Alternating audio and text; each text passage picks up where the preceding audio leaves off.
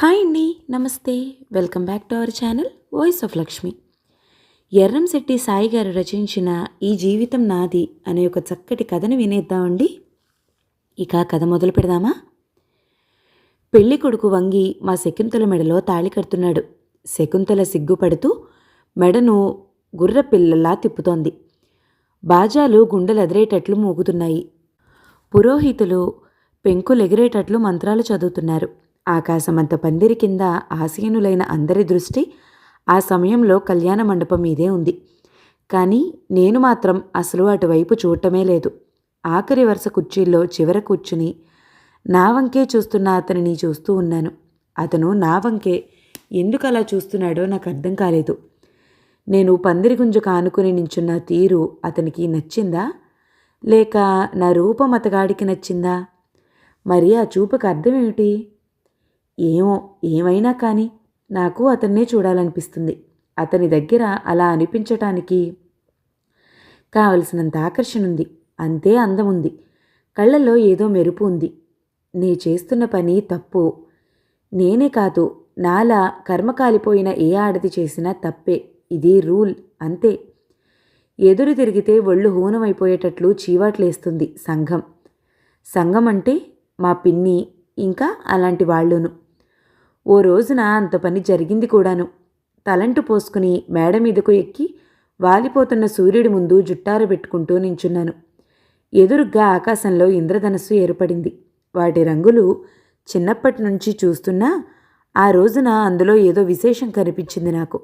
నా జీవితానికి ఆ ఇంద్రధనుస్సుకి ఏదైనా పోలిక ఉందా అని చిత్రమైన అనుమానం వచ్చింది. పిచ్చిదానిలా ఆ రంగుల వంకే చూస్తూ నిల్చుండిపోయాను. ఇప్పుడు వచ్చిందో మా పిన్ని వెనక నుంచి వచ్చి నన్ను చూసి ఉగ్రురాలైపోయింది.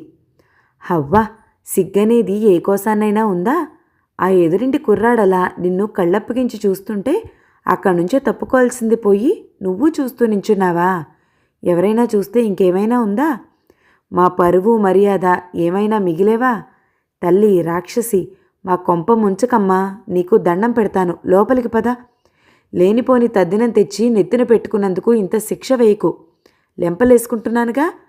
నాకు పిల్లలున్నారమ్మా, వాళ్ళకి పెళ్ళిళ్ళు కావాలి, పదవే అంటూ లోపలికి రెక్కపుచ్చుకుని ఈడ్చుకుపోయింది.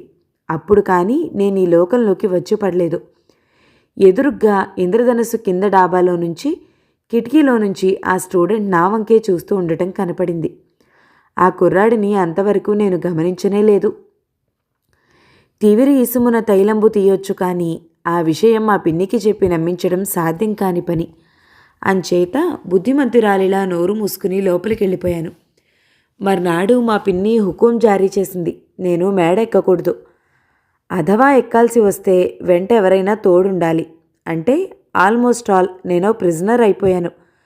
మా ఇంట్లో అప్పుడే నాకు ఖైదంటే ఎంత ఘోరంగా ఉంటుందో తెలిసింది. నేను చిన్నప్పటి నుంచి ఇలాంటి ఖైదు జీవితానికి అలవాటు పడిందాన్ని కాదు. మా నాన్న, అమ్మ నాకు విపరీతమైన స్వేచ్ఛ ఇచ్చారు. పెద్దదాన్నైనా కూడా ఆ స్వేచ్ఛను నేను దుర్వినియోగపరచలేదు. చదువు, స్నేహితురాళ్ళు, సినిమాలే కానీ నా దృష్టి ఎప్పుడూ ప్రేమ మీదికి, మగపురుగుల మీదికి పోలేదు. ఎస్ఎల్సి చదువుతుండగా కొంతమంది మా క్లాస్ అబ్బాయిలు వంతుల వారీగా రోజూ మా ఇంటి వరకు బాడీ గార్డులుగా పనిచేసేవాళ్ళు. వాళ్ళలా వెంబడిస్తుంటే నాకు వాళ్ళ మీద అసహ్యం కలిగిందే కానీ ప్రేమ కలగలేదు. వాళ్ళ వంక కనీసం చూడబుద్దైనా వేసేది కాదు. అసలు నా ఆశయం వేరే ఉంది. నా స్నేహితురాలు మైథిలి వాళ్ళక్కయ్య శైలజను ఓసారి చూశాను. ఆవిడ సెలవులకు మా ఊరొచ్చి ఆ రోజు మమ్మల్ని ఇద్దరినీ పార్కుకి షికారు తీసుకెళ్ళింది. అక్కడ ఓ 2 గంటలు కూర్చోబెట్టి బోలెడు విషయాలు మా బుర్రల్లోకి ఎక్కించింది. పెళ్ళైతే ఆడదానికి స్వేచ్ఛ పోతుందిట. మగాడు ఆమెని ఓ తలగడలా ఉపయోగిస్తాడే కానీ ప్రాణమున్న మనిషిలా చూడ్డట. అందుకనే తను ఎంఏ వరకు చదివి లెక్చరర్ ఉద్యోగం సంపాదించుకుందిట. ఇప్పుడు తను చాలా హాయిగా, సంతోషంగా ఉందిట. ఆమె మాటలు విన్న తర్వాత మేమిద్దరం తులసి చెట్టు దగ్గర ప్రమాణాలు చేశాం. ఎప్పటికైనా మేము ఉద్యోగాలు చేసి పెళ్లి చేసుకోకుండా దర్జాగా గడపాలని. ప్రమాణాలు చేసిన కొద్ది రోజుల్లోనే నా కర్మ చాలా ఘోరంగా కాలిపోయింది. అంతవరకు దేదీప్యమానంగా వెలుగుతున్న నా అదృష్టరేఖ ఓ రోజు తెల్లారేసరికల్లా ఆవిరైపోయింది. నాన్న ఆ రోజు ఉదయం లేవలేదు. లేపడానికి వెళ్ళిన అమ్మ బిగ్గరగా కేకలు వేసి స్పృహ తప్పి పడిపోయింది. ఇక నీకు నాన్న లేరు అన్నారు చుట్టుపక్కల వాళ్ళు. బాబాయ్ వచ్చాడు. అమ్మని నన్ను తన ఇంటికి తీసుకొచ్చాడు. మమ్మల్నిద్దరినీ అలా ఇంటికి తీసుకొచ్చి మేపడం మా పిన్నికి ససేమిరా నచ్చలేదు. తప్పు నీది కాదు పిన్ని, మగాడి తోడు లేందే ఆడది జీవించలేదన్న వాదాన్ని సృష్టించి నిజం చేసిన ఈ వ్యవస్థది. పైగా పెళ్ళిడికొచ్చిన నన్ను ఆ బాధ్యతను నెత్తినేసుకోవటం బాబాయ్ చేసిన అవివేకమైన పని. అందుకని వారం రోజులు మా పిన్ని బాబాయ్ పోట్లాడుకుని మాట్లాడుకోలేదు. ఆ వారం రోజులు నేను మా అమ్మ ఆ కుటుంబంలోని శాంతిని హత్య చేసిన కూనీకోరుల్లాగా గజగజా వణుకుతూ గడిపాం. ఆ తర్వాత మా ఇద్దరి పీడ తనకు తప్పదని తెలుసుకుని మా పిన్ని తను కొంచెం తగ్గి ఊరుకుంది. ఊరుకున్న కొద్ది రోజుల్లోనే మా రిజల్ట్స్ వచ్చాయి. నేను ఎస్ఎల్సి పాస్ అయ్యాను. కాలేజీలో చేరతానని బాబాయ్తో పిన్ని వినకుండా చెప్పాను. బాబాయ్ పిన్నికి వినేటట్లు చెప్పాడు. కాలేజా గాడిద గుడ్డ, వాళ్ల పెంకిటిల్లు అమ్మి పారేసి ఆ వచ్చిన డబ్బుతో పెళ్లి చేసి పారేక అంటూ తేల్చి పారేసింది పిన్ని. నేను అమ్మ దగ్గర ఏడ్చాను. అమ్మ నన్ను కౌగిలించుకుని తను ఏడ్చింది. అసలు ఈ అమ్మలకు ఏడవటం తప్ప మరేం చేతవును? నాన్న తాగొచ్చి చావ కొడితే అమ్మ ఏడవాలి. నాన్న గుండె నొప్పితో బాధపడితే అమ్మ ఏడవాలి. కొడుకు పెద్దాడై ఉద్యోగానికి పరాయి దేశం పోతే అమ్మ ఏడవాలి. కూతురు అత్తారింటికి పోతుంటే అమ్మ ఏడవాలి. కొడుకు పెళ్ళవుతుంటే ఆనందం పట్టలేకనూ ఏడవాలి.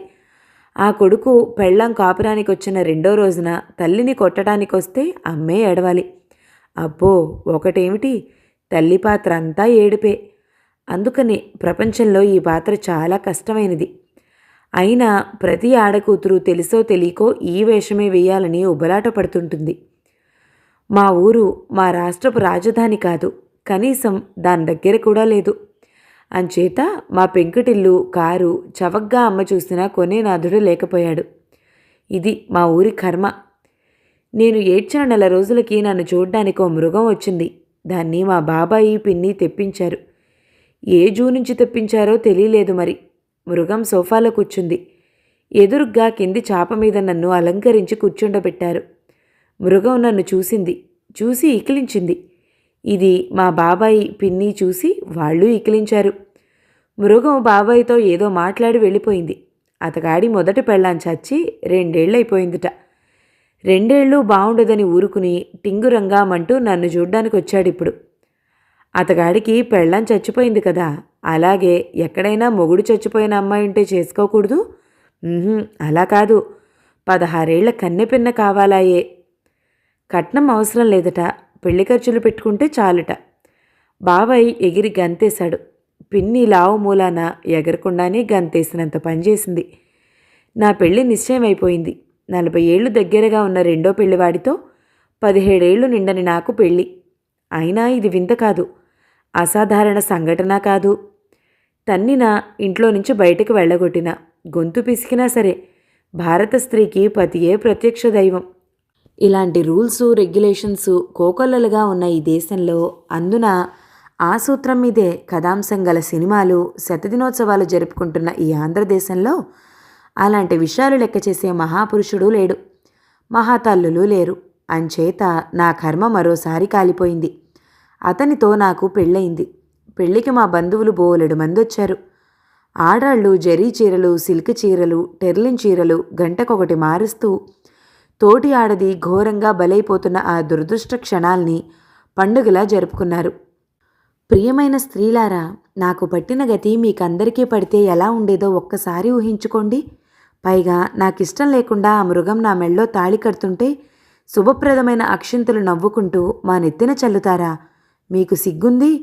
మొగలిపు వంటి మొగుణ్ణివ్వాలే అని నేను పాటలు పాడాను. నాలానే యవ్వనంలో అడుగెడుతున్న సోగ్గాడు నన్ను కట్టుకుంటే ఆ మధుర క్షణాలు అనుభవించాలని నేను ఉవ్విళ్ళూరాను. ఇద్దరం రేపు నిన్నలను మర్చిపోయి ఎప్పటికప్పుడు ఈరోజే అనే ఆనందంలో మునిగిపోవాలని కలలు కన్నాను. ఇప్పుడు ఆ రాస్కెల్ నాకు తన మొదటి పెళ్ళంతో గడిపిన హనీమూన్ గురించి చెప్తాడు. వాళ్ళిద్దరూ కలిసి వెళ్ళిన సినిమాలు గుర్తు చేసుకుంటాడు. ఆ పెళ్ళాం కనిచ్చిన పిల్లల్ని చూపించి నువ్వే వీళ్ళకి తల్లివి అంటాడు. వేగంగా ప్రవహించే నా యవ్వనానికి ఇలాంటివన్నిటినీ కలిపి ఓ ఆనకట్ట కట్టేశారు. పెళ్ళైన మర్నాడు నుంచే నన్ను అమ్మమ్మలా చేసేస్తారు. అంచేత ఈ కన్నెపిల్ల ఉసురు మీకు నన్ను జాలి లేకుండా పెళ్లాడుతున్న అతనికి తప్పకుండా తగులుతుంది. కన్నెపిల్ల ఉసురు సామాన్యమైనది కాదు, తప్పక దెబ్బతీస్తుంది. ఆ రాత్రి అతను నన్ను కౌగిలించుకున్నాడు. నేను చీదరించుకున్నాను. వారం రోజులు అవ్వకుండానే అతను మార్కెట్ నుంచి సైకిల్ మీద వస్తుంటే లారీ వచ్చి గుద్దింది. 2 రోజులు హాస్పిటల్లో బతకడానికి ప్రయత్నించి అతను చనిపోయాడు. అతను చనిపోయినప్పుడు నాకు ఏడుపు రాలేదు. అసలు ఏడవాలనే అనిపించలేదు. ఎక్కడో దూరపు బంధువు మనమెప్పుడూ చూడనివాడు పోతే ఎలా ఫీల్ అవుతామో అలాగే ఫీల్ అయ్యాను. మా పిన్ని నన్ను చూసి శాపనార్థాలు పెట్టింది. రాక్షసి, ఏడవ్వే, ఎవరైనా చూస్తారనైనా సిగ్గులేదేం? అయ్యో అప్రతిష్ట!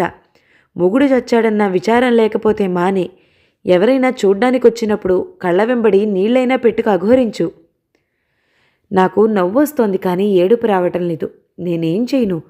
17 ఏళ్లు నిండకముందే పెళ్లాడటం, మొగుడు చావటం, unfit to live normal human life అనే సర్టిఫికేట్ తీసుకోవటం కూడా జరిగిపోయాక మరి ముందున్న జీవితం ఓ పక్క, ఈ సంఘాన్ని మరో పక్క చూస్తే నవ్వురాదు? తప్పకుండా వస్తుంది. అసలు పగలబడి నవ్వాల్సిన అకేషన్ అది. కానీ బావుండదని ఊరుకున్నాను. లేక మా పిన్ని తిట్లకు భయపడి ఊరుకున్నానన్నా సరే. నన్ను చూడ్డానికప్పుడు అందరూ రావటం, నేను ఏడవకపోవటం చూసి చెవులు కొరుక్కోవటం, వెళ్ళిపోవటం. ఒకరిద్దరూ దేవతా స్వరూపిణులు నా ముఖం మీదే దీవించబోయారు కూడాను. నోరు మూసుకుని మీ పని చూసుకోండి అంటూ తిక్కరేగి జవాబిచ్చాను. వాళ్ళు వెనక్కి తిరిగి కూడా చూడకుండా బయటకు పరిగెత్తారు. ఇది జరిగి 2 ఏళ్లయిన తర్వాత మా పిన్ని పెద్ద కూతురు అరుంధతి పెళ్ళయింది. వరుడు సురేందర్ ఎంఎస్సి లెక్చరర్. దానికి 18 ఏళ్ళు, అతనికి 23 ఏళ్ళు. కట్నం 8,000. చిలక గోరింకల్లా ఇద్దరుకు జోడీ సరిపోయిందని అందరూ అనుకున్నారు. చల్లాయి, నాకు దక్కని అదృష్టం నీకైనా దక్కింది. అయినా నాకు నీ మీద ఈర్ష్య లేదమ్మా. కలకాలం చల్లగా ఉండండి అనుకున్నాను. ఇప్పుడు మా పిన్ని రెండో కూతురు శకుంతల పెళ్ళవుతుంది. నా వయసు ఇప్పుడు 24 ఏళ్ళు. నా వయసు అమ్మాయిలందరూ మొగుళ్లతో పందిరంతా దీపాల్లా తిరుగుతున్నారు. పిల్లలనెత్తుకెళ్ళి భర్తలకు అందిస్తున్నారు, మళ్ళీ తెచ్చుకుంటున్నారు. ఎవ్వరూ చూడకుండా భర్తలను వెక్కిరిస్తున్నారు. ఎవ్వరికీ వినపడకుండా వేళాకోళమాడుతున్నారు. దొంగతనంగా వాళ్లను గిల్లుతున్నారు. ఇవన్నీ నేనేం పాపం చేసుకున్నానో నాకంటే పడుతున్నాయి. అప్పుడే నా యవ్వనం మేల్కొని నన్ను ఇబ్బంది పెడుతూ ఉండేది. ఇదే కాదు, అరుంధతి పెళ్ళైన కొత్తలో నా పని మరీ ఘోరంగా ఉండేది. అరుంధతి భర్త సురేందర్ నాతో మాట్లాడడానికి ప్రయత్నించాడు. అతని ప్రయత్నాలు అన్ని విధాలా వమ్ము చేయడానికే ప్రయత్నించేది అరుంధతి. అసలు నన్ను అతని ఛాయలకు కూడా రాకుండా జాగ్రత్త పడుతూ ఉండేది. అతనికి నా మీద సానుభూతి తప్పితే మరేమీ లేదు, నాకది తెలుసు. అతనిది యువరక్తం. నాకు జరిగిన అన్యాయం అరుంధతి ద్వారా తెలుసుకున్నాడతను. అప్పట్నుంచి నాతో సానుభూతిగా 2 మాటలు మాట్లాడాలని, నాకు ధైర్యం చెప్పాలని అతని అభిలాష. అరుంధతికేమో అతను ఓసారి నాతో మాట్లాడితే తనను మర్చిపోతాడేమోనని అనుమానం. పిచ్చి అరుంధతి, అంత కించపరచకు తల్లి. నీ తోటి ఆడదాన్ని. ఇప్పటికే మనగతి అధ్వాన్నంగా ఉంది. మేల్కొని సాటి ఆడదాన్ని నమ్మటం, గౌరవించటం నేర్చుకోమ్మా. లేకపోతే మన కర్మ ఎప్పుడు ఇలాగే తగలడుతుంది. వెళ్లేలోగా అతను ఎలాగోలాగా అవకాశం కలిగించుకుని నాతో మాట్లాడాడు. మీరు ఎవ్వరి మాటలు వినొద్దు. అందరూ గట్టున ఉండి కబుర్లు చెప్పేవాళ్లే.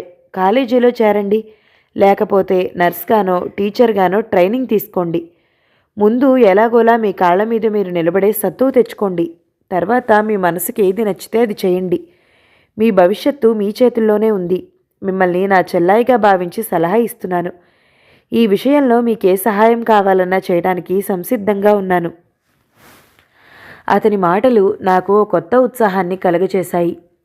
ఏం చేయడానికి తోచక సతమతమవుతున్న నాకు అతనిచ్చిన సందేశం ఓ మార్గాన్ని చూపింది.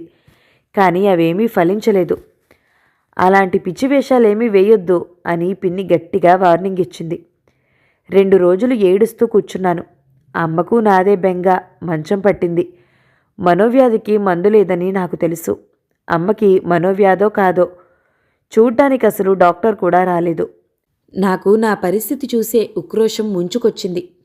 సురేందర్కి ఉత్తరం రాద్దామని కూర్చున్నాను, కానీ అది మళ్ళీ ఏమేం గొడవలకు దారితీస్తుందోనని ఊరుకున్నాను. ఈలోగా ఇప్పుడు శకుంతల పెళ్ళి. చివరి కుర్చీలో కూర్చుని నా వంకే చూస్తూ అతను. వధూవరులకు కట్నాలు చదివిస్తున్నారు. అతను నా వంక చూసి చిన్నగా నవ్వాడు. నేనెందుకు నవ్వకూడదో నాకు తెలియలేదు. మగాణ్ణి చూసినప్పుడు జీవితంలో మొదటిసారిగా అప్పుడు నాకు సిగ్గేసింది. తల పక్కకు తిప్పి చూపులు మరల్చుకున్నాను. కానీ ఎంతోసేపు అవ్వకుండానే తిరిగి అతని వంక చూశాను. అతను పంజాబీ డ్రెస్ వేసుకున్న ఓ అమ్మాయితో ఏదో మాట్లాడుతున్నాడు. ఆ అమ్మాయి నవ్వుతుంది. ఇరుగ్గా బట్టలేసుకునే అమ్మాయిల మీద నాకు సదభిప్రాయం బొత్తిగా లేదు. పైగా అతనిలాంటి మగాడు ఆ అమ్మాయితో అలా నవ్వుతూ మాట్లాడటం అసలు నచ్చలేదు. ఆ అమ్మాయి అక్కడి నుంచి కదిలి అందరినీ తప్పించుకుని నా దగ్గరికి వచ్చింది. నేను అతని వంకే చూస్తూ నించున్న సంగతి పసిగట్టిందేమోనని భయం వేసింది నాకు. నా పేరు అవంతి. పెళ్ళికొడుకు మా ఫ్యామిలీ ఫ్రెండ్. మరి మీ పేరు? అడిగిందమ్మాయి. ఆ పిల్ల చొరవ నాకు అర్థం కాలేదు. జ్యోతి అంటూ జవాబిచ్చాను. Very good, a name to remember. మీరు పెళ్లి కూతురికి ఏమవుతారు? శకుంతల నా కజిన్ అన్నాను. ఐసీ అందామె. నాకు మీ బాబ్డ్ హెయిర్ పూర్తిగా నచ్చలేదందామని నోటిదాకా వచ్చింది. కానీ తమాయించుకుని ఊరుకున్నాను. ఆ తర్వాత ఇద్దరం చాలాసేపు పెళ్ళిళ్ళ గురించి, పెళ్ళిళ్లలో ఆచారాల గురించి మాట్లాడుకున్నాం. భోజనం కూడా ఇద్దరం కలిసే చేశాం. ఆ రాత్రి వెన్నెల పాలలా ప్రవహిస్తుంది. నేను అవంతి చాలాసేపు ఇంటి ముందు ఇసుకలో కూర్చుని కబుర్లు చెప్పుకున్నాం. అవంతి తన గురించి నాకు చెప్పింది. నా కథ తెలుసుకుని జాలిపడింది. మా పిన్ని సంగతి విని మండిపడింది. ఇంతకు నేను మీతో ఎందుకు పరిచయం చేసుకున్నానో తెలుసా అని అడిగింది. ఎందుకు అని అడిగాను ఆశ్చర్యంగా. మా అన్నయ్య కోరికపై అంది. అదేమిటి అన్నాను ఏం మాట్లాడాలో తెలియక. ఏమీ తెలియనట్లు అందామే నవ్వుతూ. నిజం జ్యోతి, అన్నయ్యకి మీరు నచ్చారు. మిమ్మల్ని చేసుకోవాలని అన్నయ్య కోరిక. మీ గురించి వివరాలు కనుక్కుందామనే వచ్చాను. కానీ మాటలు దొరకలేదు నాకు. తడబడ్డాను. మీరు విడో అనే కదా మీ అనుమానం? ఈ కాలంలో కూడా ఇంకా ఈ ఆచారాలు వల్లకాడు ఏమిటి? ఆ మూఢనమ్మకాలు పట్టుకుని మీ జీవితం ఎందుకు నాశనం చేసుకుంటారు? నేననేది నా గురించి కాదు. మీ తల్లిదండ్రులు. ఓస్, మా నాన్నగారి గురించి మీకు తెలీదు. 10 ఏళ్ళు ఇంగ్లాండ్లో ఉండి వచ్చారు. అంచేత వచ్చేటప్పుడు వాళ్ళ ఆచారాలు సంస్కృతి కూడా తీసుకొచ్చారు. మా ఇంటి నిండా అదే ఉంది. అంచేత మీకు ఆ భయం అక్కర్లేదు. నేనేమీ మాట్లాడలేదు. అతనింత ధైర్యం చేయగలడని నేను అనుకోలేదు. పైగా ఈ ఇరుకుబట్టలేసుకున్న పిల్ల హృదయం ఇంత విశాలమని కూడా నేను ఊహించలేదు. భగవంతుడా, నువ్వు ఉన్నావు. ఎందుకంటే నా మీద జాలిపడే ఓ స్త్రీ ఉంది. ఆ పిల్ల నాకు విముక్తి కలిగించడానికి శ్రమపడుతుంది. ఆడపిల్లలందరికీ ఇరుకుబట్టలివ్వమని నేను వేడుకోను, కానీ కనీసం ఆ విశాల హృదయం ఇవ్వకూడదు? నీకు ఆజన్మాంతం రుణపడి ఉంటాను. తర్వాత కథ అంత ముఖ్యమైంది కాదు. అవంతి అన్నయ్య శకుంతల భర్త రికమెండేషన్తో మా ఇంటికి వచ్చి నన్ను పెళ్లాడే విషయం బాబాయిని అడిగించటం. పిన్ని ఏమైనా సరే వల్ల కాదని, తన మాట కాదంటే సహించనని గొడవ చేయటం. ఎవ్వరూ ఏమీ చేయలేని స్థితిలో అవంతి, నేను, అమ్మ ట్యాక్సీలో అతని ఇల్లు చేరుకోవటం. అక్కడ మా పెళ్లి చాలా సింపుల్గా అందంగా జరగటం. ఇంతే, ఇదే జరిగింది. కానీ ఓ విశేషం, మా పెళ్లికి పిలిచిన బంధువులెవ్వరూ రాలేదు. అందరూ ఓ ఇంట్లో గుమికూడి నా గురించి తిట్లు శాపనార్థాలతో చెప్పుకున్నారట. మా పిన్ని మా జ్యోతి చచ్చిపోయింది, పీడ విరగడైపోయిందని అందరితోనూ అన్నదట. ఇక్కడ నాకు అర్థం కానిదొక్కటే, ఈ రెండో పెళ్లివాడు ఓ పసిపిల్లను చేసుకుంటుంటే తగుదునమ్మా అని వచ్చి దీవించిన పెద్దలందరూ ఓ రెండో పెళ్లి అమ్మాయి ఓ అబ్బాయిని చేసుకుంటుంటే ఎందుకు దీవించడానికి రాలేదు? మన సంఘం ఎందుకింత కుళ్ళిపోయింది? మగాడు ఎన్ని పెళ్ళిళ్ళైనా మహారాజులా చేసుకుంటాడా? అదే ఆడదైతే ముఖాన ఉమ్మి వేస్తారా? అయినా సరే నేను కేర్ చేయను. నాకు ఎవ్వరితోనూ పనిలేదు. ఈ జీవితం నాది, అనుభవించేది నేను. నన్ను శాసించే అధికారం ఎవ్వరికీ లేదు. నాకు కావలసింది ఈ కుళ్ళు సంఘం తాలూకు దీవెన కాదు, నా భవిష్యత్తు. నా భవిష్యత్తే నాకు ముఖ్యం. కథ సమాప్తం. ఈ కథ గనక మీకు నచ్చినట్లయితే లైక్ చేయండి, షేర్ చేయండి, మంచి కామెంట్ చేయండి. మన ఛానల్ని తప్పకుండా సబ్స్క్రైబ్ చేయండి.